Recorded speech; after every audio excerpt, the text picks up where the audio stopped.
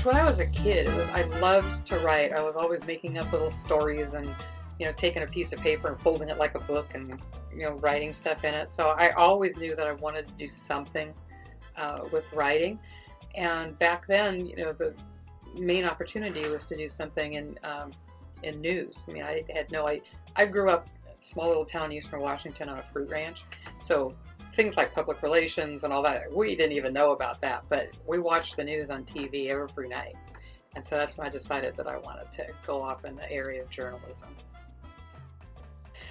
I was actually in the news, not in the production end of it. So I wrote copy.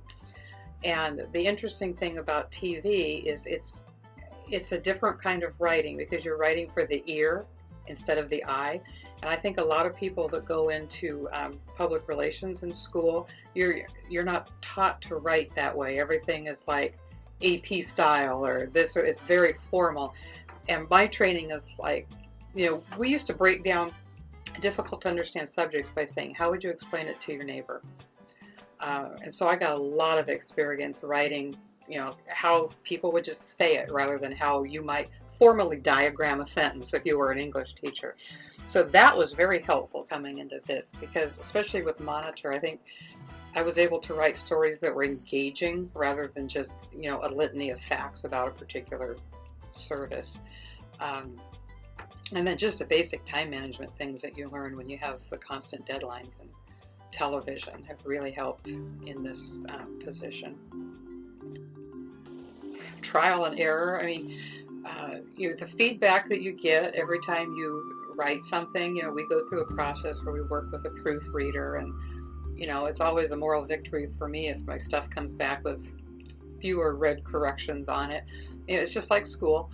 But everybody that you work with, I think, has some help with it.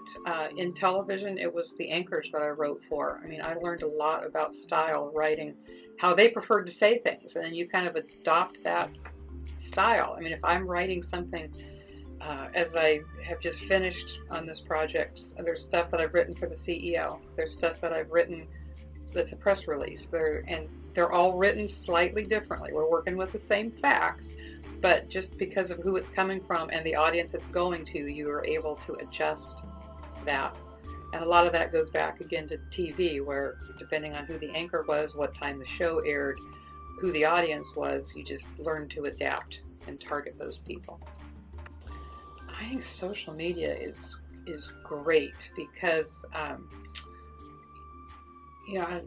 I use myself as a good example of this, I guess, is, you're busy. Do you really have time to sit down and read the newspaper, cover to cover to find stuff?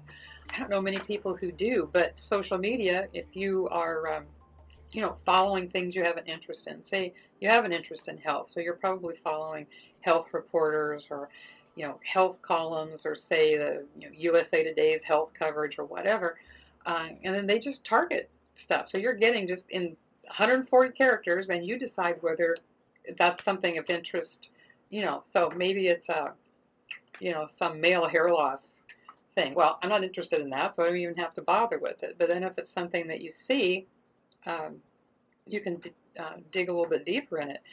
For us, the challenge is identifying those things that will promote well via, especially Twitter, because of the 140 character limit.